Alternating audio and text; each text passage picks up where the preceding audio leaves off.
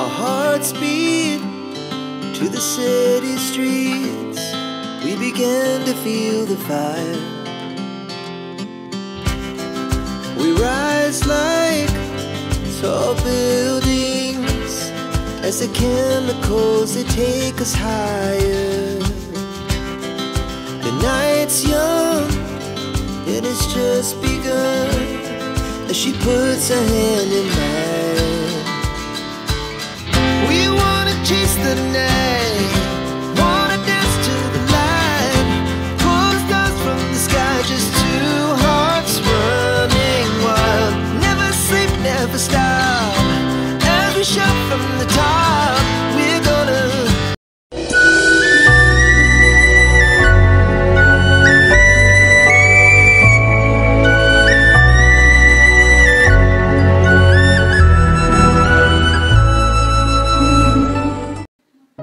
Hi friends, எல்லோரும் எப்படி இருக்கீங்க? நாங்கள் ரொம்பவே நல்லா இருக்கோம்.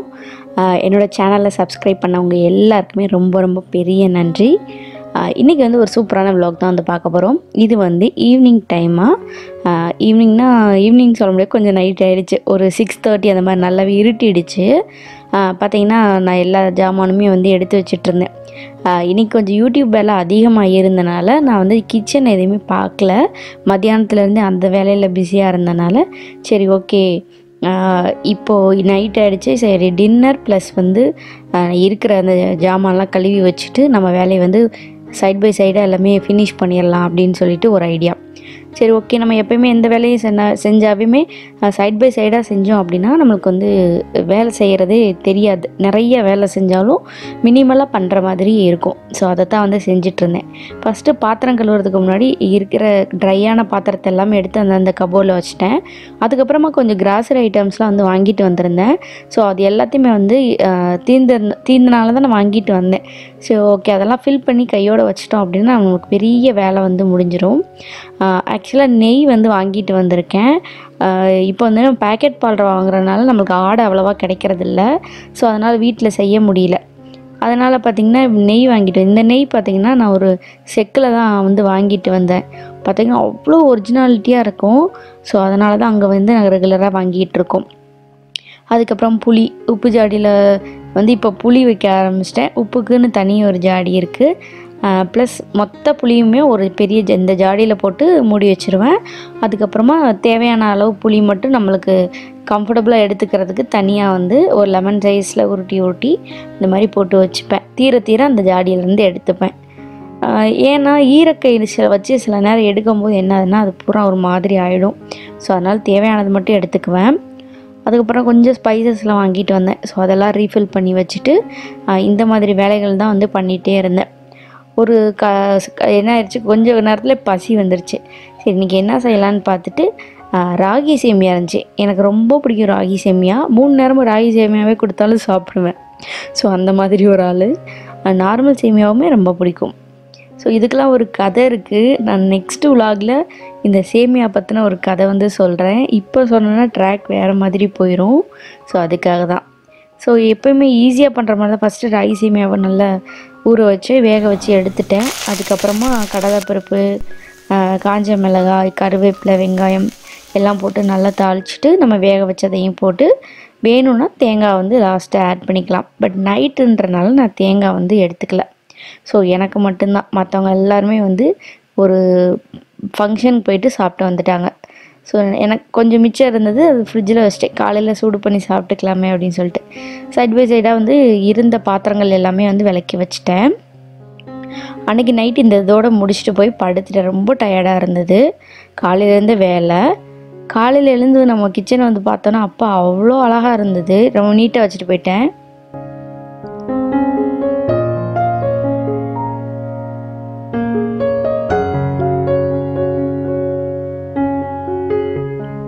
ஸோ நைட்டே பார்த்திங்கன்னா ஃபுல்லாக க்ளீன் பண்ணி வச்சுட்டு போயிட்டேன். நைட்டு க்ளீன் பண்ணுறதெல்லாம் ஏன் வீடியோ எடுக்கலைன்னா பேட்ரி லோ ஆகிடுச்சு, நானுமே லோ ஆகிட்டேன். ஸோ அதனால் வீடியோ எடுக்கல. ஃபைனலாக இப்படி தான் காலையில் எழுந்திரிச்சு வந்தோடனே க்ளீனாக இருந்துச்சு கிச்சன். இன்னைக்கு ஹாய் ஃப்ரெண்ட்ஸ், இன்றைக்கி வந்து மாசி மாதம். ஸோ நாங்கள் வந்து எங்களுடைய குலதெய்வ கோயிலுக்கு போய் பொங்கல் வச்சு பூஜை பண்ணிட்டு வரலான்னு சொல்லிட்டு தான் எல்லா திங்ஸ் எடுத்து வச்சுட்டு கிளம்பிகிட்ருக்கேன். இங்கே ஆக்சுவலாக வந்து சாரீ கட்டலான்னு தான் வந்து பிளானு. கோயிலுக்கு போகும்போது சாரீலாம் கட்ட மாட்டீங்களான்னு கேட்பீங்க, அதுக்காக சொல்கிறேன். நாங்கள் வேறு ஒரு வேலையை போயிட்டு எங்கள் மாமியார் எல்லாரையுமே வந்து கூட்டிகிட்டு அப்புறமா ரிட்டர்ன் தான் கோயிலுக்கு போகணும். ஸோ கொஞ்சம் இன்கன்வீனியண்ட்டாக இருக்கும் அப்படின்றனால தான் நார்மலாக சுடிதார்லேயே போகிறேன். ஸோ போயிட்டு அங்கே பூஜை பண்ணுறது எல்லாமே அங்கே போய் பார்க்கலாம். இப்போ பொங்கல் வைக்கிறதுக்கு பாத்திரம் எல்லாமே வந்து எடுத்து வச்சுருக்கேன். ஸோ இதெல்லாம் எடுத்துகிட்டு அப்படியே கிளம்புவோம்.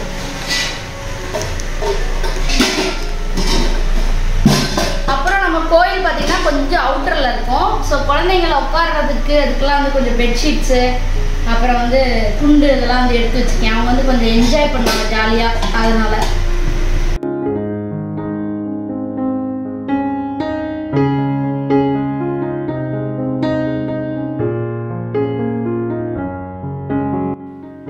ஸோ குலதெய்வ கோயிலுக்கு வந்து ரெடி ஆயாச்சு.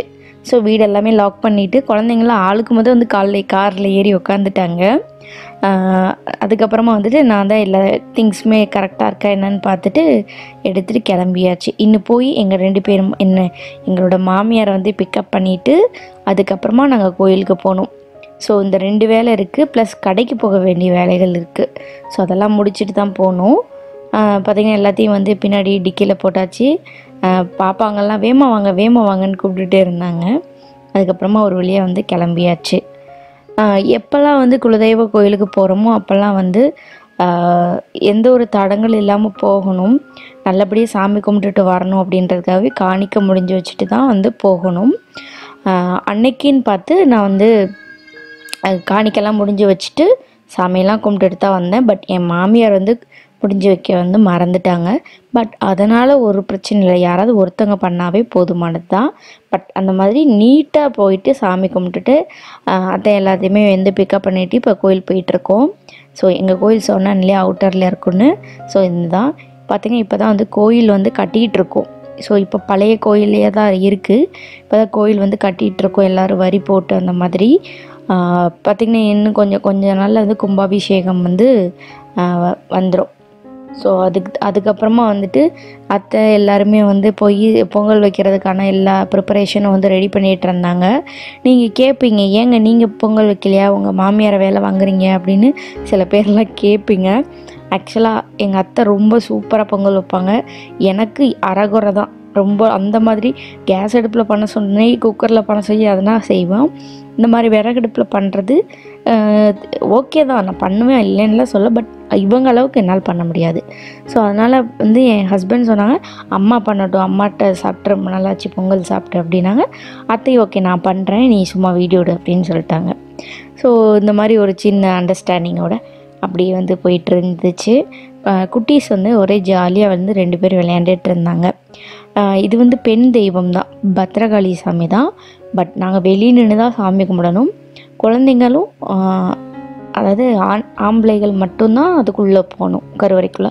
மற்ற பெண்களாக இருந்துச்சுன்னா வெளியே நின்று தான் கும்பிடணும். ஸோ அப்படி தான். ஸோ நாங்கள் போகும்போதே பார்த்திங்கன்னா மாசி மகம் அப்படின்றனால நிலாவுக்கு தான் வந்து பூஜையே இன்றைக்கி. அதனால் நாங்கள் கோயில் ரீச் ஆகவே பார்த்திங்கன்னா ஒரு 6 o'clock கிட்ட ஆகிடுச்சு. அந்த 6 o'clock தான் போய் ஆரம்பித்தனால அப்படியே இருக்க கொஞ்சம் கொஞ்சமாக வெளிச்சம் கம்மியாகிட்டே இருந்துச்சு. ஒரு கட்டத்தில் நல்லாவே இருட்டாயிடுச்சு. கோயிலே லைட் இருந்தது, இருந்தாலும் நாங்கள் பொங்க வைக்கிற இடத்துல அந்தளவுக்கு பெருசாக லைட்டிங்லாம் இல்லை. ஸோ அதனால் நாங்கள் என்ன பண்ணோம், டார்ச்சில் வந்து ஃபோனில் வந்து டார்ச் போட்டுட்டோம். ப்ளஸ் வந்து இந்த அடுப்பில் இருக்க வெளிச்சமே கொஞ்சம் நல்லாவே தெரிஞ்சிச்சு. சூப்பராக வந்து பொங்கல் பொங்கி வந்துச்சு. ஸோ எல்லாருமே ஜாலியாக சாமி கும்பிட்டு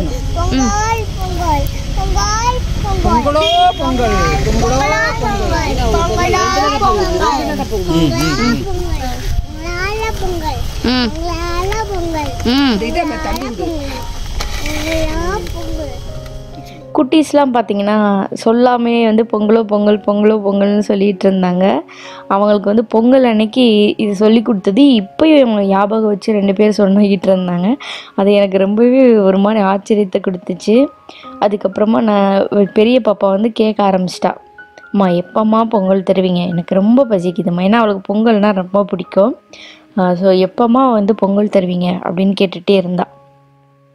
அதுக்கப்புறமா ஏன்னா நானும் வந்து இன்னும் நிலா வரல நிலா வந்தோடனே நிலாவுக்கு தான் பூஜை பண்ணிவிட்டு அப்புறம் தான் சாமிக்கு பண்ணி படையல் வைக்கணும் அப்போல்லாம் வேண்டிட்டு பார்த்துட்டே இருந்தேன். கடைசியில் பார்த்தா புடனைக்கு பின்னாடி வந்த மாதிரி மலைக்கு பின்னாடி அவ்வளோ அழகாக பந்து மாதிரி இருந்துச்சு. நான் கோயில்கிட்டேயே தேடிகிட்டே இருந்தேன். அப்புறம் என் ஹஸ்பண்டை இங்கே வந்து பாரு எப்படி இருக்குன்னு அப்படின்னு சொன்னாங்க. அதுக்கப்புறமா போய் அதை வீடியோ எடுத்துகிட்டு சரி ஓகே இப்போ படையல் போட்டோம்னா கரெக்டாக இருக்கும் அப்படின்னு சொல்லிட்டு பொங்கல் எல்லாமே ரெடி ஆகிடுச்சு. ஸோ உள்ளே எல்லாத்துக்குமே வந்து படையெல்லாம் என் ஹஸ்பண்ட் வந்து வச்சுட்டாங்க. அங்கே நான் போய் வீடியோ எடுக்க முடியாது. ஆக்சுவலாக இந்த வீடியோ எடுத்ததுக்கே எங்கள் மாமியார் வந்து திட்டினாங்க. கோயிலில் சாமி கும்பிட்றதெல்லாம் வீடியோ எடுக்கக்கூடாது, முக்கியமாக சாமியெல்லாம் வீடியோ எடுக்கக்கூடாது, பொங்கல் வைக்கிறதெல்லாம் எடுத்துகிட்டு அது வேறு விஷயம் அப்படி இப்படின்னாங்க. சரி ஓகே இல்லை இந்த ஒரு சின்ன கிளிப்பிங்ஸ் தான் எடுத்துக்கிறேன், ஒரு மெமரபுளாக இருக்கும், நாளைக்கு நம்ம பிள்ளைங்க பெருசானதுக்கப்புறம் இதெல்லாம் காமிச்சாரும் கொஞ்சம் சந்தோஷப்படுவாங்கள்ல அப்படி இப்படின்னு சொல்லி ஐஸ் வச்சு அந்த வீடியோலாம் எடுத்துட்டேன். ரொம்பவே சூப்பராக சாமி வந்து அலங்காரம் பண்ணியிருந்தாங்க.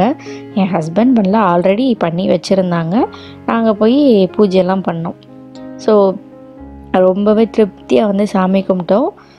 மாசி மகத்தன்னைக்கு நிலவுக்கு வந்து தீபம் ஏற்றி பச்சரிசி வச்சு காயின் வச்சு நம்ம சாமி கும்பிட்டுட்டு அந்த காயினை வந்து வீட்டில் எங்கெல்லாம் நம்ம பணம் வச்சு எடுப்போமோ அந்த இடத்துல வச்சோன்னா நம்ம நினைக்கிறது நடக்கும், ப்ளஸ் வந்து நம்மளுக்கு நல்லாவே செல்வம் சேரும் அப்படின்றது ஒரு ஐதீகம். ஸோ அதைத்தான் வந்து ஃபாலோ பண்ணிகிட்டு இருந்தோம். பார்த்திங்கன்னா குழந்தைங்க எல்லாமே ஆசைப்பட்டு அவங்களுமே வந்து சாமி கும்பிட்டாங்க.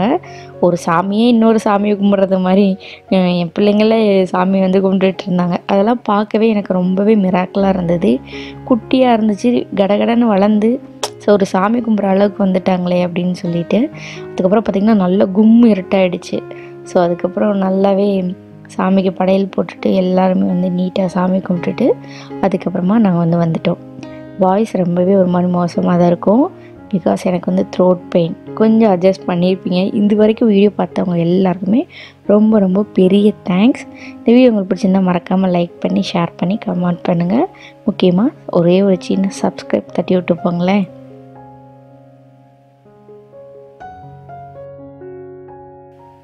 அதுக்கப்புறமா ரிட்டன் வீட்டுக்கு வரதுக்கே 9 o'clock ஆகிடுச்சு. ஸோ வீட்டில் வந்து மாவு இருந்ததுனால அன்றைக்கி பிரச்சனை சால்வ் ஆகிடுச்சு. நைட்டு டின்னர் அப்படின்றது, ஏன்னா கோயிலுக்கு போனோடனே நேராக வீட்டுக்கு தான் போகணும், ஹோட்டலில் அந்த மாதிரிலாம் எதுவும் போகக்கூடாது அப்படின்னு சொல்லிட்டாங்க. ஸோ அதனாலேயே நான் வீட்டில் மாவு அரைச்சி வச்சுட்டு தான் வந்திருந்தேன். ஸோ அதை வச்சு நைட்டு டிஃபனுக்கு வந்து தோசையும் தக்காளி சட்னி ப்ளஸ் வந்து உடனே அங்கே போய் தேங்காய் சட்னி எல்லாமே அரைச்சி நைட்டு அத்தைங்க எல்லாருமே வீட்டில் தான் இருந்தாங்க. ஸோ எல்லாருமே சாப்பிட்டுட்டு ஜாலியாக பேசிட்டு அப்படி தான் எங்கள் நாள் போச்சு. கண்டிப்பாக இந்த வீடியோ உங்களுக்கு வந்து பிடிச்சிருக்கும். பிடிச்சிருந்தா சின்ன லைக் கொடுங்க. பாய்.